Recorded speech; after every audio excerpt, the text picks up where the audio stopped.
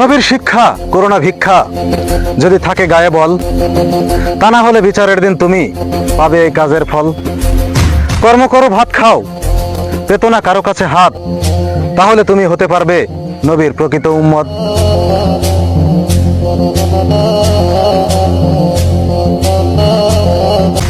আমি কষ্টগুলোকে নষ্ট করতে গিয়েছিলাম ডাক্তারের কাছে। ডাক্তার বলল, ঔষধে তোমার কাজ হবে না, যাও আল্লাহর কাছে। বললাম, আমি কেমনে পাবো আল্লাহর দেখা? সে বলল, জানি না আমি, করো গিয়ে একজন বিজ্ঞ আলেমের সাথে দেখা। আলেম বলল, মসজিদ হলো আল্লাহর ঘর, কোরআনে আছে লেখা। মসজিদে যাও, নামাজ পড়ো, করো আল্লাহর সাথে দেখা।